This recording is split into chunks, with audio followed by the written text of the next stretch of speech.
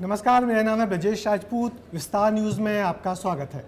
नमस्कार, मैं ज्ञानेंद्र तिवारी हूं और विस्तार न्यूज़ आज शुरू हो गया है, इसका शुभारंभ हो गया है, तो मैं भी आप सभी का स्वागत करता हूं। और इस खास मौके पे हमारे साथ हैं मध्य प्रदेश के लॉन्गेस्ट सर्विंग चीफ मिनिस्टर, जो इस समय विधायक हैं, वो लोकसभा चुनाव के प्रत्याशी हैं, शिवराज सिंह चौहान जी। तो आप शिवराज सिंह चौहान जी से बात कर लीजिए, मैं मामा जी से बात कर लेता हूँ। और मुझे तो लगता है कि शिवराज सिंह चौहान तो हम लोग बोलते हैं, मैं क्योंकि उनको इतने करीब से जानते हैं, मगर अधिकतर लोग जो है वो मामा के नाम से ही जानते हैं। जैसे आप छत्तीसगढ़ में रहते हैं और मामा मामा कहते हैं। और तो छोड़िए, जब शिवराज जी हमारे दफ्तर आए तो जो बच्ची थी, जो बच्चे थे, जो काम करने वाला स्टाफ है, वो भी यही कहा कि मामा आपका स्वागत है। तो इसलिए मुझे मामा जी से बात करने दीजिए, आप शिवराज सिंह चौहान जी से बात कर लीजिए। तो चलिए, बहुत बहुत स्वागत है सर आपका। आपने सीधे दिल्ली से हमारे दफ्तर आना पसंद किया, इसके लिए आपका बहुत बहुत धन्यवाद सर। शिवराज जी जानना चाहते हैं कि तकरीबन 16.5 साल आप मुख्यमंत्री के पद पर रहे और प्रदेश में बड़े बदलाव भी किए, मगर अब आपकी ज़िंदगी में कुछ बदलाव हुआ कि नहीं? सबसे पहले तो मैं नए चैनल जो मध्य प्रदेश की धरती से प्रारंभ हो रहा है, मेरे लिए प्रसन्नता का विषय है कि प्रारंभ भोपाल से हो रहा है। विस्तार की पूरी टीम को बहुत बहुत शुभकामनाएं देता हूँ, बधाई भी देता हूँ। और मुझे लग रहा है कि सफलता सुनिश्चित है विस्तार की, क्योंकि एक तरफ अनुभव की भट्टी में पके हुए ब्रजेश जी, ज्ञानेंद्र जी हैं, वहीं दूसरी तरफ मैं यंग और एनर्जेटिक टीम देख रहा हूँ। मुझे विश्वास है कि इस धरती से जो चैनल प्रारंभ हो रहा है वो खबरों की दुनिया में एक नया स्थान बनाएगा। मेरी तरफ से बहुत बहुत शुभकामनाएं। बहुत बहुत शुक्रिया सर आप। सर, मेरा सवाल था कि आप इतनी व्यस्तता वाली ज़िंदगी आपने पिछले 16 साल में गुजारी है। मध्य प्रदेश के मुख्यमंत्री सुबह से लेकर रात तक व्यस्त रहते हैं, तमाम चीज़ों की आपके पास जानकारियाँ, बहुत सारे काम करने के क्षेत्र होते हैं, और फिर अब जो आप इस नए रोल में आए हैं, विधायक बने हैं, लोकसभा चुनाव के प्रत्याशी पार्टी ने आपको बनाया है, कुछ दिनचर्या में कुछ बदलाव हुआ या वैसे ही है, या कुछ राहत महसूस कर रहे हैं आप? दिनचर्या तो वैसी ही है, काम के प्रकार बदल गए। मैंने तो जब से होश संभाला ऐसे ही काम कर रहा हूँ मैं। जब मैं विधायक सांसद नहीं था, मैं युवा मोर्चे का काम या भारतीय जनता पार्टी का काम है, उसके पहले ABVP का काम, अखिल भारतीय विद्यार्थी परिषद काम करता था, तो दिन रात काम करता था। देखिए, काम का पद से संबंध नहीं होता। जीवन आपका महत्वपूर्ण है, पर आप एक एक क्षण का उपयोग करें। अगर ये भाव आपके मन में होता है तो आप किस पद पर है इससे कोई फर्क नहीं पड़ता। आप जो हैं वही कैसे और बेहतर करें, आप ये सोचते रहते हैं। मेरे हिसाब से अगर कोई केवल विधायक भी है तो एक क्षण फुर्सत नहीं मिल सकती उसे, अगर ईमानदारी से वो काम करे जनता के लिए, क्षेत्र के लिए, लोगों के लिए। वो MP बन जाता तो एक क्षण वो बैठ नहीं सकता। तो पद एक अलग व्यवस्था है, लेकिन अगर काम का जुनून आपके सिर पर सवार है तो फिर आपको चैन नहीं पड़ती कि और करूं और बेहतर करूं। ये जुनून और जिद की बात आपने कही कि जुनून है और बेहतर। 14 सभाएं शिवराज जी, आप विधानसभा चुनाव में, अगर मैं गलत नहीं हूं ब्रजेश जी, आप मुझे बात तो शिवराज जी मेरे साथ गए थे, 23 सभाओं का भी रिकॉर्ड है आपका। 23 सभाओं का भी रिकॉर्ड है। तो मतलब इतना जुनून की केवल एक ही काम करना, फिर आपको पेड़ भी लगाना है। और दूसरे पहलू पर भी मैं आऊंगा आपके जिंदगी के, कि जब आप परिवार के साथ होते हैं, आपको बर्तन भी खरीदना है, लोगों के बीच भी जाना है, बाजार भी जाना है, तो मतलब ये सब, और मनोहर डेयरी भी जाता है, वहां भी जाना है। तो ये सब कुछ कैसे मिक्स मैच हो जाता है, ये जानना चाहते हैं दर्शक। देखिए, आपके जीवन का मकसद क्या है, मैं ये सोचता हूँ कि चीज़ें उस पर डिपेंड करती कि आप फिर उस मकसद की पूर्ति के लिए, उस उद्देश्य की पूर्ति के लिए जीते कैसे हैं। मैं अंतरात्मा से ये कह रहा हूँ कि प्रारंभ से ही, बचपन से दिमाग में ये था कि अपने देश के लिए और जनता के लिए काम करना है, क्योंकि मानव जीवन की सार्थकता उसी में है। मैं कई बार कहता हूँ, अपने लिए जिए तो क्या जिए, वो तो कीट पतंगे पशु पक्षी भी जीते हैं, हम उद्देश्यपूर्ण जीवन जिए हैं। तू जी ए दिल जमाने के लिए। और जब जीते हैं तो क्या करें, पहले ये सोचा तो रास्ता चुना राजनीति का। पहले ABVP जैसे विद्यार्थी संगठनों में काम किया, और जब आपने राजनीतिक क्षेत्र चुना तो सबसे अच्छा माध्यम पार्टी कौन सी हो सकती है, तो बीजेपी या उसके पहले जनसंघ जनता पार्टी बनी। मैं मानता हूं कि एक राष्ट्रीय पुनर्निर्माण के आंदोलन से हम जुड़े हैं। जुड़ा मैं इसलिए कि मुझे मेरा जीवन सार्थक करना था, कुछ करना था जीवन में, उसके लिए चाहिए प्लेटफॉर्म। तो हमको लगा अपनी देश, अपनी संस्कृति, अपने जीवन मूल्य, अपनी परंपराओं पर आधारित कोई दल है जो देश को सही दिशा और दुनिया को भी दिशा दे सकता है, वो बीजेपी है। तो बीजेपी के माध्यम से काम कर रहे हैं। लेकिन जब जनता के बीच आप काम करते हो तो एक बात तो है, कांग्रेस की सबसे बड़ी असफलता अगर कोई है जिसके कारण रसातल में जा रही है, तो वो है राजवंशी व्यवहार। आप अगर जनता के बीच के हैं तो जनता के हर रंग में रंग जाओ। जनता अगर होली मनाती तो आप होली मनाओ, जनता अगर गीत गा रही तो आप गीत गाओ, जनता अगर प्रवचन सुन रही तो आप भजन गाओ। आपके यहाँ आकर लोग रोने लगते हैं। आप जनता के, देखिए जिस जनता की सेवा कर रहे हो उस जनता जैसे लगो ना। आप उस जनता से आप समरस नहीं होगे तब तक उस जनता को आप समझोगे भी नहीं। और इसलिए मैं अपने आप को मानता हूं जनता का सेवक। दिखा दें कुछ, हम लोगों ने भी आपको आपके तरीके से समझने की कोशिश की है, आपको लेकर कुछ बनाया है, पहले उसको देख लेते हैं, फिर इस बातचीत के सिलसिले को आगे बढ़ाते हैं। सर बिल्कुल दिखाना चाहिए, दिखाइए भाई। अब मैं मेरी बहनों के पांव धोता हूं,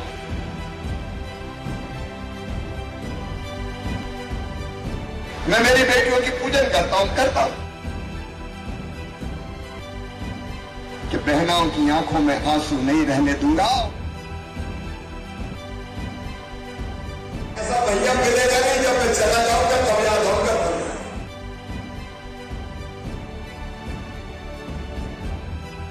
मैंने कह दिया था टाइगर अभी जिंदा है। तो सर अब टाइगर जिंदा है या संघर्ष कर रहा है? वो मैंने एक अलग संदर्भ में कहा था, तब जब बीजेपी की सरकार नहीं थी, कमलनाथ जी मुख्यमंत्री बने थे, तब लोग थोड़े परेशान थे। तो मैंने कहा चिंता मत करो, मैं हूं अभी, टाइगर अभी जिंदा है, उस संदर्भ में कहा था। लेकिन सचमुच में जीवन है उद्देश्यपूर्ण और मकसद है लोगों के लिए जीना। जीना वास्तव में उसी का जो लोगों के काम आए। और अपनी जनता को ही मैं मानता हूं भगवान। जनता की सेवा मतलब भगवान की पूजा। तो हर काम शिद्दत से करते हैं। और सबसे बड़ी बात यह कि जनता की तकलीफें देख के उन तकलीफों को हम कैसे दूर कर पाए। नहीं तो हमारे सार्वजनिक जीवन में, राजनीति में काम करने का मतलब क्या है। एक बाइट और हमने सुनाई शिवराज जी, उसमें आपने कहा कि जब मामा चला जाएगा तो बहुत याद आएगा। ऐसा क्यों कहा? कहाँ गए आप तो मध्य प्रदेश में ही हैं। वो एक संदर्भ में कही थी, कोई काम किसी ने बताया था कि भैया ये तो नहीं हुआ, तो मैंने कहा मामा जब जाएगा तो बहुत याद आएगा। देखो मामा तो याद आएगा और मामा आज है भी, लेकिन वो एक अलग संदर्भ में मैंने बात कही थी। देखिए मैं जब तक जीऊँगा मेरी हर सांस जनता के लिए चलेगी, लोगों के लिए चलेगी, उनके लिए जीना ही मेरी ज़िंदगी का मकसद है। और इसलिए आज भी दिन और रात काम करता हूँ, क्योंकि मैं खुद साल गिनता रहता हूँ कितने साल और सार्वजनिक जीवन के। अब मैं 65वें साल में आ गया, तो मुझे लगता है 10 एक साल और काम करना है। तो ऐसा लगता है कि जी जान से कर और ज़्यादा कर, एक एक सांस का सही उपयोग कर और लोगों के लिए जी। सर देख वो मेरा जुनून है। आपकी सक्रियता देख के तो नहीं लगता कि आप 10 साल, आपको लगता है लगातार ही करते रहेंगे। सर ये रायपुर में रहते हैं ज्ञानेंद्र, और एक बार हम यहाँ से गुजरे 74 बंगलों के सामने, तो वहाँ मामा का घर देखा, तो उन्होंने बिना देखे कहा कि शिवराज जी का घर होगा। तो मामा का घर क्या सोच के आपने? देखिए मामा मतलब स्नेह, प्रेम और आत्मीयता का प्रतीक।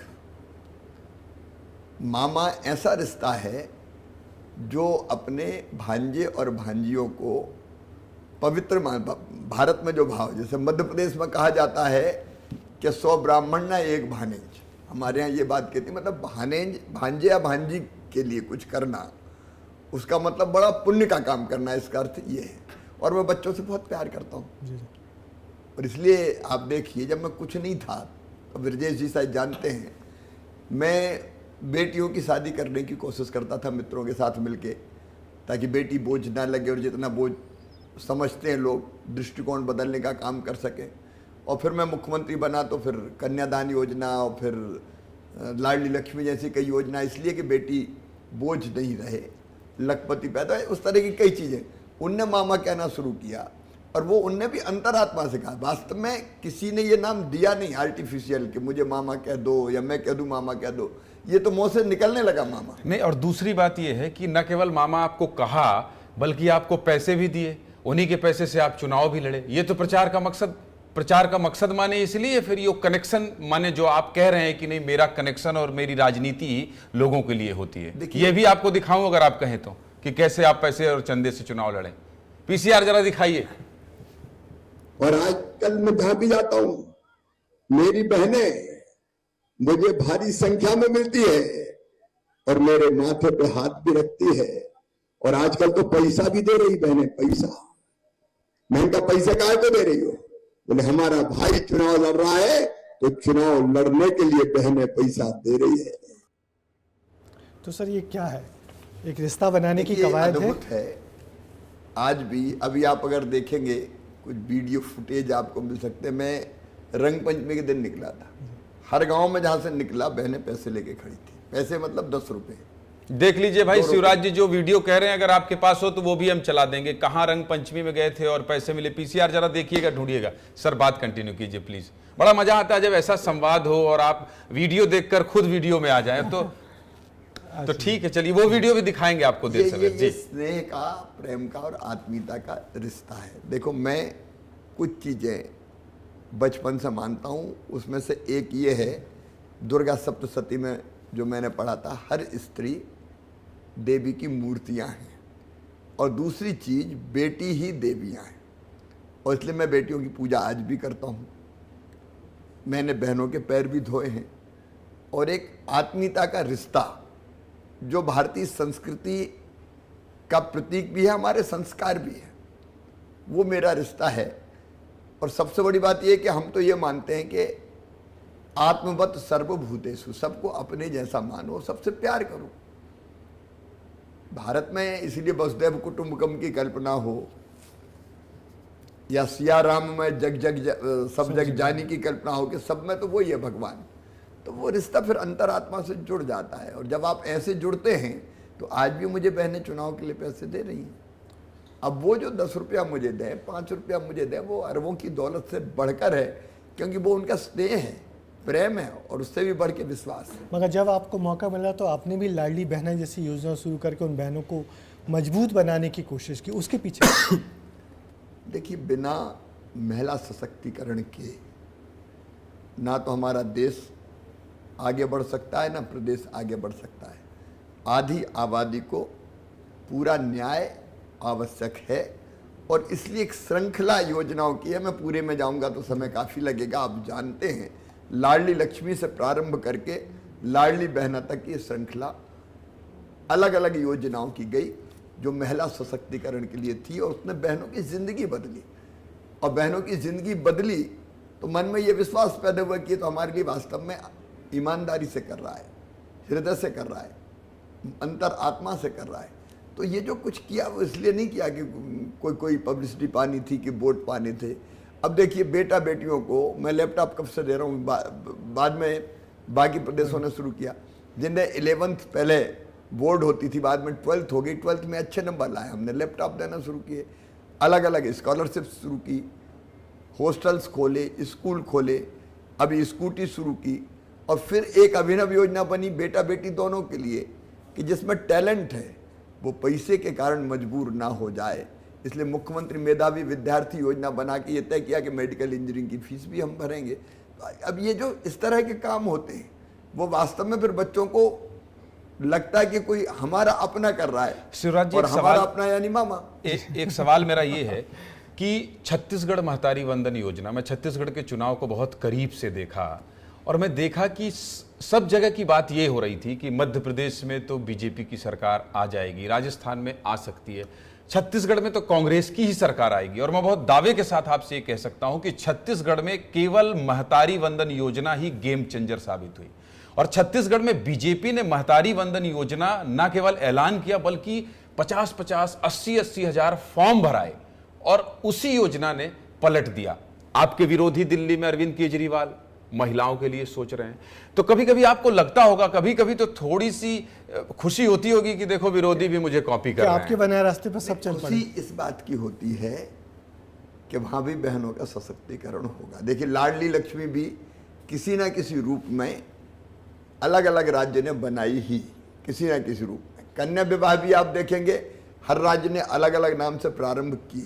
तो मैं मानता हूँ, मुझे तो आत्मसंतोष होता है, जो मैंने पहले कहा कि बहन और बेटियों को भी न्याय देना है। वो दूसरे दर्जे की नागरिक नहीं है, उनको भी जीने का हक है, मुस्कुराने का अधिकार है। लेकिन पता नहीं किन कारणों से, मैं उसके विस्तार में नहीं जा रहा, बीच में विस्तार में तो जाना होगा, आप विस्तार में ही बैठे। बीच में ऐसा एक कालखंड आया जिसमें महिलाओं को न्याय नहीं मिला। नहीं तो भारत में प्राचीन काल में तो हम देवी के स्वरूप में ही देखते थे, उनका अत्यंत यत्र नार्यस्तु पूजन्ते रमन्ते तत्र देवता की बात करते थे। बाद में जो गुलामी का कालखंड था उसमें भाव ये बनता चला गया। मुगल काल से शायद प्रारंभ हुआ होगा ऐसा लगता, तब से लेके पर्दे की प्रथा, बाकी चीजें, कि वो द्वयम दर्जे की नागरिक मानी जाने लगी। और धीरे धीरे ये हालत हो गई कि बेटा सुप्रीम है, बेटा जरूरी है, बेटी पैदा ना हो तो अच्छा है। और हालत इतनी खराब हो गई कि अगर स्क्रीनिंग करके ये पता चल गया कि कोख में आने वाला बेटा है कि बेटी है, तो कोख में ही मार डालो। कोख को लोगों ने कत्ल खाना बना दिया, बेटियों को पैदा नहीं होने दिया। और इसलिए हालत ये हो गई कि 1000 बेटों पे केवल 912 बेटियां मध्य प्रदेश में रह गई थी। तब मन में लगा कि ये पाप इस युग में क्यों, और तब लगा कि केवल भाषण से काम नहीं चलेगा, सशक्तिकरण के लिए गंभीर प्रयास करने होंगे। उन प्रयासों में से एक के बाद एक योजना निकलती चली गई। और आज मुझे आत्मसंतोष है कि जो सेक्स रेशियो है अब वो भी तेजी से मध्य प्रदेश में बदल रहा है। बेटियों की संख्या लगातार बढ़ रही है, बेटी और बहनें भी अलग अलग क्षेत्रों में आगे बढ़ के काम कर रही है, लेकिन अभी काफ़ी काम बाकी है। मगर आपने जो जागरूकता फैलाई है तो वो नीचे तक तो गई है। और हम आपको बताना चाहते हैं कि विस्तार न्यूज़ में भी एक प्रोग्राम हम लोग चलाएंगे 1:30 बजे, लाडली महतारी योजना। तो उसमें बहुत सारी इन महिलाओं की कहानियाँ सुनाएंगे और कुल मिला के महिला सशक्तिकरण की बातें सामने लाएंगे। सर, एक बात जो पैसे वाली बात की थी, बहनें कैसे उसका वीडियो हमको मिल गया सर। अच्छा, मिल गया क्या? जी, दिखाइए शिवराज जी को। रंग पंचमी वाला वीडियो मिल गया अगर, तो वो भी चलाइए, क्योंकि सर ने अभी अभी जिक्र किया था।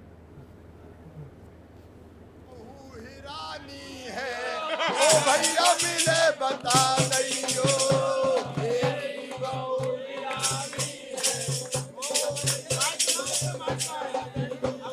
मेरी बहू हिरा गई है, ओ भैया मिले मेरी बहू हिरा गई है।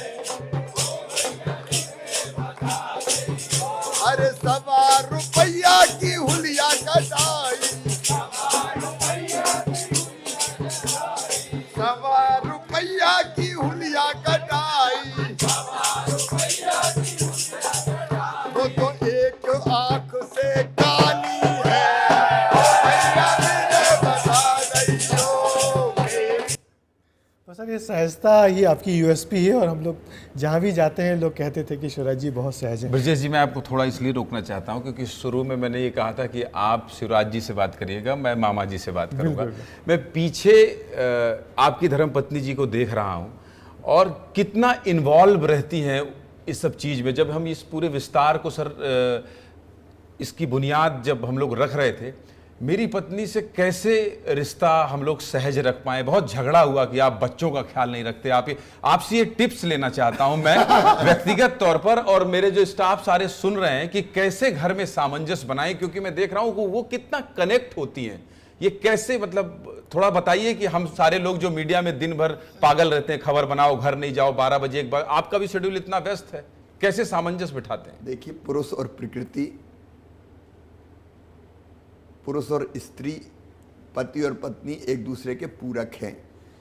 इस भाव को हमको समझना होगा और एक दूसरे का आदर करना होगा।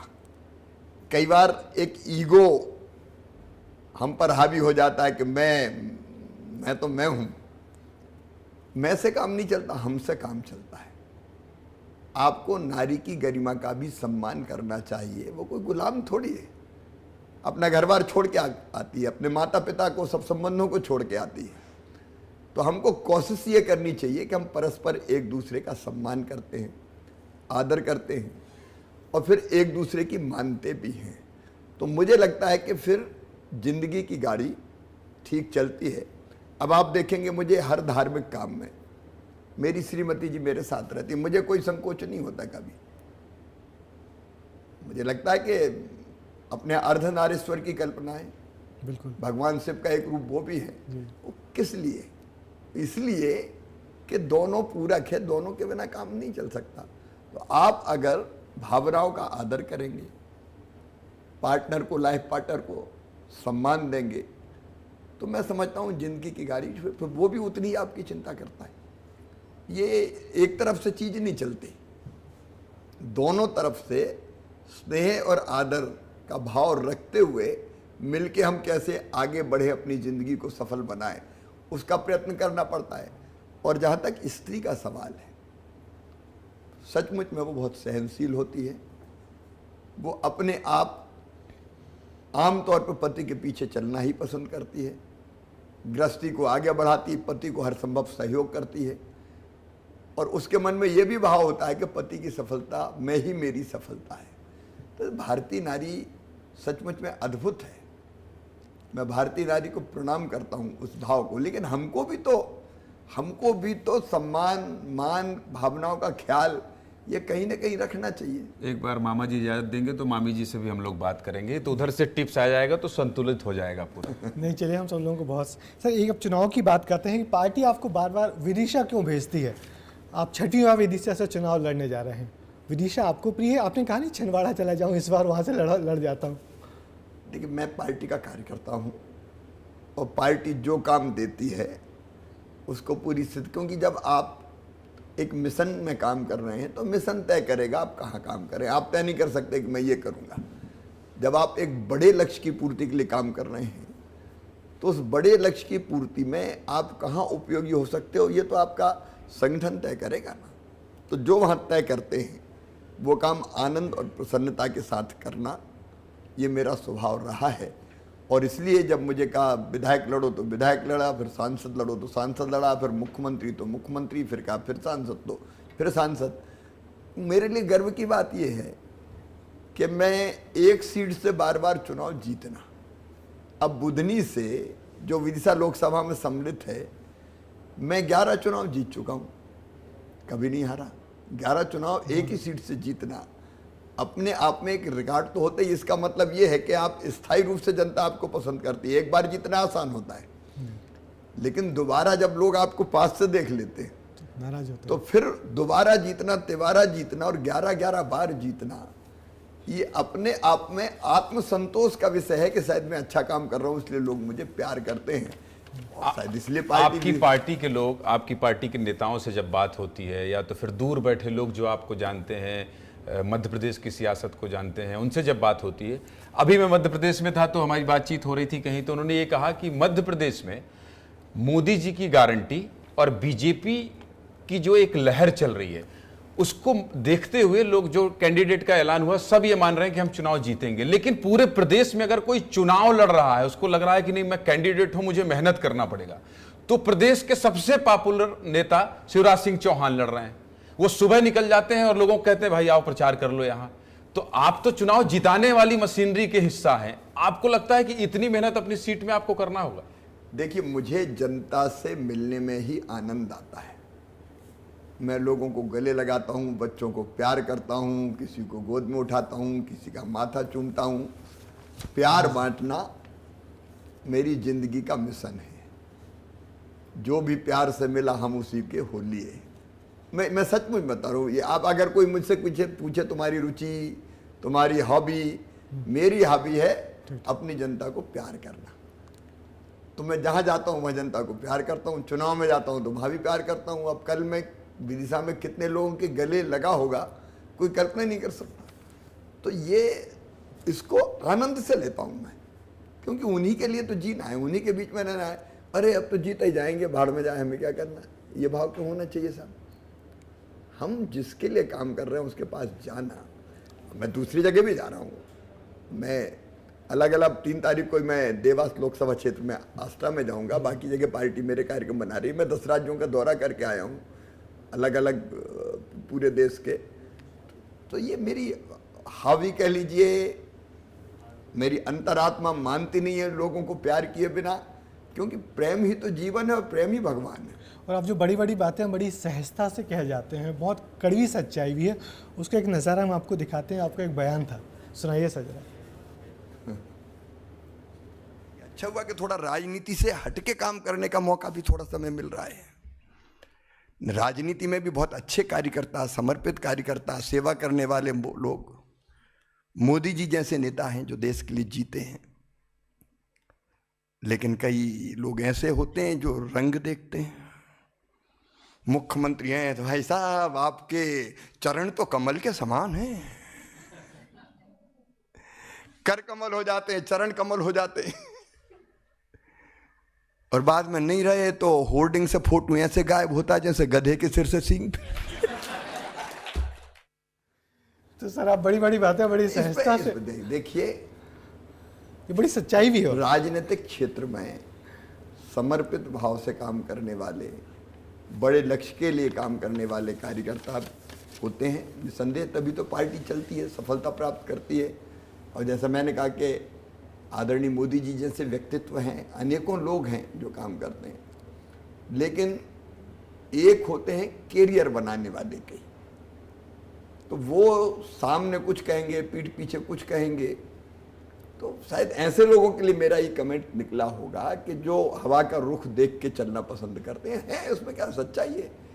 सब नहीं है, बड़ी संख्या कमिटमेंट के साथ काम करती है, लेकिन कुछ ऐसे लोग भी होते हैं जो और किसी मकसद से होर्डिंग में फोटो छपवा के वो रोब भी झाड़ लेते होंगे, जानता नहीं है मैं कौन के करीब हूँ। और कई बार नेता को पता ही नहीं रहता मेरा फोटो किसने छाप दिया, ऐसे लोग भी होते हैं। तो अब उस संदर्भ में मेरी बात ये निकली। सर आप लंबे समय तक चीफ मिनिस्टर रहे, मध्य प्रदेश के सबसे ज़्यादा लंबे समय तक मुख्यमंत्री रहने का गौरव आपको मिला है, रिकॉर्ड है। कुछ ऐसा लगता है कि ये काम छूट गया आपसे? बहुत काम आपने किए हैं, हम लोग सब जानते हैं। देखिए, काम तो एक निरंतर चलने वाली श्रृंखला है।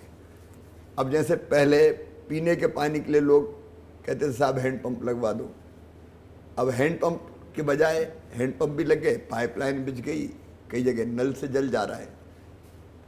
तो फिर पाइपलाइन के आगे फिर और आता है कि साहब अब ये पानी पाइपलाइन का रिस रहा है तो ऐसी नाली बन जाए। निरंतर जब सिंचाई आपने एक योजना बना दी तो फिर उसके आगे का कदम आता है ड्रिप इरिगेशन करवा दो। तो निरंतर जब जमाना आगे बढ़ता तो नई चीज़ें पैदा होती जाती। लेकिन जिस काम को और गंभीरता से जो टारगेट मैंने किया वो शिक्षा और स्वास्थ्य को दो को, इसलिए मेडिकल कॉलेजों की श्रृंखला हमने प्रारंभ की ताकि डॉक्टर्स उपलब्ध हो, और इसलिए सीएम राइज जैसे स्कूल बनाए ताकि सरकारी स्कूल में भी उच्च गुणवत्तापूर्ण शिक्षा हम बच्चों को दे सकें। मगर कुछ काम रह गया हो, आपको लगता है कि ये काम थोड़ा वक्त में? अब वो स्कूल खुलना अब शुरू हुए हैं। जी जी, मतलब अभी उनको पूरा करना है, मोहन जी पूरा करेंगे, पूरी शिद्दत और गंभीरता से वो इन कामों को अंजाम दे रहे हैं और वो पूरा करेंगे। लेकिन मुझे लगता है कि शिक्षा के क्षेत्र में काम अभी और होना है, और उसके बाद शिक्षा रोजगारोन्मुखी होकर रोजगार दे पाए। हम रोजगार के लिए भी काफ़ी काम कर रहे थे, उसको अब मोहन जी के नेतृत्व में वो काम आगे बढ़ेंगे। मोदी जी का मोहन जी के बारे में क्या कहेंगे सर, कैसा काम कर रहे हैं? बहुत अच्छा काम कर रहे हैं, दिन और रात काम कर रहे हैं वो। और मैं देख रहा हूँ कि पूरे प्रदेश में व्यापक दौरा भी कर रहे हैं, अच्छे फैसले कर रहे हैं, और पुराने कामों को भी मेरे आगे बढ़ाने का काम। आपसे मिलने आते हैं तो कुछ टिप्स वगैरह आपसे मांगते हैं कि नहीं? हम लोग आपस में चर्चा करते हैं। वो मेरे साथ मंत्री रहे हैं, पहले विधायक भी रहे हैं, तो लंबे समय तक उनने काम किया है। संगठन का भी काम उनने पहले विद्यार्थी परिषद के रूप में भी किया। तो वो काफ़ी समझदार हैं, टैलेंट है उनमें, काम करने की तड़प भी है, और मुझे संतोष है कि वो कामों को बहुत अच्छे ढंग से आगे बढ़ा। सर एक दो सवाल और है बस कि हम ये जानना चाहते हैं कि अब आपकी लोग ये कह रहे हैं कि शिवराज जी अब चुनाव जीत के केंद्रीय मंत्री बन जाएंगे, कुछ लोग कह रहे हैं कि नहीं आप राष्ट्रीय अध्यक्ष बनेंगे। तो देखिए, ये जो कई बार ये होता है कि जो कहा जाता है वो कुछ भी नहीं होता। अच्छा नहीं, बीजेपी में अक्सर यही होता है, जो कहा जाता है सूत्रों के हवाले से जो खबर चलती है, उन सूत्रों को तो भारतीय जनता पार्टी में जगह नहीं। एक बात पक्की है, मैं सांसद बनने वाला हूँ। अच्छा, ये तो बिल्कुल सच है, इसमें कहीं कोई को संदेह नहीं है। ये गारंटी वाली बात है। हाँ, ये तो गारंटी वाली बात है कि मैं सांसद बन रहा हूँ। तो अभी मैं सोच रहा हूँ कि सांसद के काम को कैसे बेहतर ढंग से मैं अंजाम दूंगा। नंबर 1, विदिशा को मैं आदर्श संसदीय क्षेत्र बनाऊंगा, डेवलपमेंट, विकास और जन कल्याण की दृष्टि से, न केवल इतनी सामाजिक सरोकारों की दृष्टि से भी, चाहे पर्यावरण हो, चाहे स्वच्छता हो, चाहे बेटी बचाओ हो, ऐसे अनेकों मेरे मुद्दे जिन पर मैं काम करता हूँ। तो एक मैं आदर्श संसदीय क्षेत्र बनाऊंगा, जन कल्याण की दृष्टि से भी, योजनाओं के क्रियान्वयन की दृष्टि से भी। मेरे दिमाग में भी इतना चल रहा है, जो काम मेरे पास आने वाला मैं उसको सोचूं। ये सोचेंगे नहीं सर, लीड मार्जिन से जीतना भी है आपको, छठवीं नहीं, बार है नहीं, वो जनता जाने हमें क्या करना है। बुद्धि में आप रिकॉर्ड मार्जिन से जीते थे अभी। अब ये मार्जिन कितना रहेगा ये सोचना कार्यकर्ता और जनता का काम है। भारतीय जनता पार्टी के निष्ठावान कार्यकर्ता परिश्रम की पराकाष्ठा करते हैं और जनता का प्रेम और आशीर्वाद मिलता है। अब लीड की क्या चिंता करना, जिनको जिताना वो चिंता करें। चिंता आप मत करिए, मगर जाते जाते विस्तारियों से क्या उम्मीद करते हैं आप, ये बता जाइए, क्या करें। बिल्कुल, हम ये आपसे आग्रह करेंगे कि हमारे जो दर्शक आपको सुन रहे हैं, देख रहे हैं, और हमारी पूरी टीम जो बहुत देखिए कितने ध्यान से, तन्मयता से देख रही है, सुन रही है, इनके लिए क्या संदेश है? आप बहुत अनुभवी हैं दोनों मित्र। कई बार लगता है मीडिया की विश्वसनीयता भी खतरे में है। हमको प्रयास ये करना चाहिए कि हम इस बात को गलत साबित कर दें कि विस्तार ऐसा नहीं है। जी, बहुत मुझे लगता है कि ये प्रमाणित करना ही सबसे बड़ा चैलेंज है। और मुझे विश्वास है कि जिस भाव से विस्तार प्रारंभ हो रहा है वो प्रमाणिक खबरें, और केवल खबरों के लिए खबरें नहीं, सामाजिक सरोकार जैसी भी हमारी ड्यूटी है। देखिए, अगर आप अच्छे न्यूज़ चैनल हैं तो समाज में कई तरह की जागृति पैदा कर सकते हैं। जैसे अभी आपने कहा कि माताओं के लिए, बहनों के लिए आप कुछ करने वाले भी बताया, लाडली तो महिला सशक्तिकरण, बेटियों के प्रति दृष्टिकोण बदलने का काम हम क्यों नहीं कर सकते। पर्यावरण के प्रति जागरूकता का काम, ताकि आने वाली पीढ़ियों के लिए धरती को हम सुरक्षित रख सकें। अनेकों विषय जो भी हम जिन पर फोकस करें, तो मुझे लगता है कि उन चीज़ों को भी हम उठाएं। मीडिया का काम केवल खबरें देना नहीं है, समाज को दिशा देना भी है। आपके पेड़ लगाने वाले कार्यक्रम में हमारे संपादक जी पहुंचे थे, उन्होंने खुद पेड़ लगाया था, तो इसकी शुरुआत हम लोगों ने कर दी है। लेकिन जो आप कह रहे हैं सर, इसका पूरा ख्याल रखेंगे और आपसे वादा करते हैं कि सामाजिक सरोकार से जुड़ी खबर, जिससे कम से कम ये साबित कर सके कि नहीं, हमारे विस्तार से, हमारे विस्तार न्यूज़ के माध्यम से समाज का भी विस्तार हो रहा है, लोगों का भी विस्तार हो रहा है। आप दिल्ली से आके सीधे यहाँ वक्त दिया, बिल्कुल बहुत बहुत धन्यवाद आपका। भी बहुत बहुत धन्यवाद, बहुत अच्छा लगा मुझे पूरी टीम के साथ। फिर आपको बहुत बहुत शुभकामनाएं, क्योंकि इस धरती से ये चैनल प्रारंभ हो रहा है, ये सफल हो और समाज और देश के लिए, प्रदेश के लिए भी ये सार्थक सिद्ध। बिल्कुल, आपने हम लोगों से जो अपेक्षाएं जताई हुई हैं, हम लोग जरूर कोशिश करेंगे उन पर खरा उतरें, क्योंकि आप बड़े पुराने अनुभवी राजनीतिज्ञ हैं और आपने वाजिब चिंता जताई है मीडिया को लेकर। ये थे पूर्व मुख्यमंत्री शिवराज सिंह चौहान जी, आप जिन्होंने हमारे साथ इतना अच्छा वक्त बिताया और बहुत गहरी और बहुत सुलझी हुई बातें कहीं। आने वाले दिनों में हम और शिवराज जी को शुभकामना देते हैं कि चुनाव जीतें, विजयी हों और आते रहें वैसे। बहुत चलिए, तो मैं बस थोड़ा सा इंतजार आपको इसलिए रोकना चाहूँगा कि हमारे MD sir Mukesh Srivastava sir को बुलाना चाहूँगा, एक आपको मोमेंटो देकर आपका सम्मान करेंगे। ये तो निकल आप लगा रही है, अभी लगे।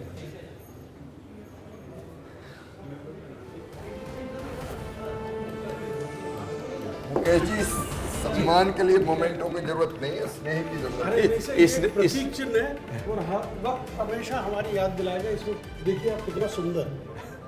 ये स्नेह ही माना जाए इसे सर।